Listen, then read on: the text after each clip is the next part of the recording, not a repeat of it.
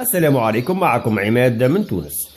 أصدقائي، نشاهد هذا الحسون في حالة مزرية، حيث نشاهد الريش من ناحية الرقبة منزوع تماما.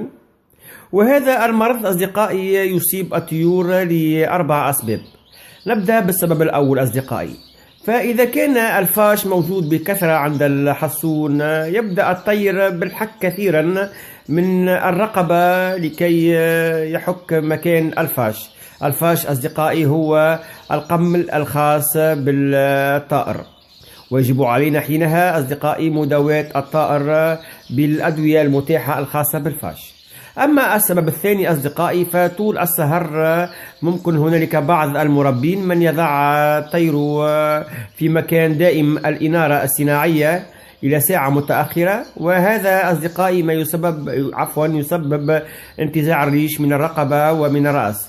ويجب علينا أن يكون نوم الطائر مع المغيب لكي يتحاشى هذا المرض.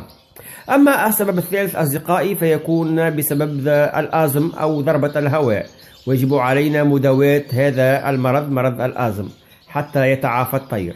وكذلك ممكن أصدقائي يكون بسبب تبديل الريش أكثر من مرة، أو بسبب طول تبديل الريش. إذا يجب علينا وقتها أصدقائي أن نحاول أن نغطي القفص بقطعة قماش حتى يكمل الطائر يعني تبديل الريش وإكساء المكان الخالي من الريش.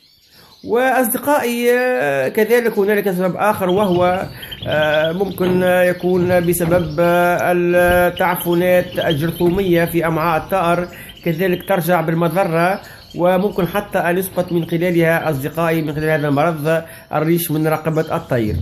هذا هو أصدقائي موضوعنا اليوم، أرجو أنه أعجبكم، والسلام عليكم.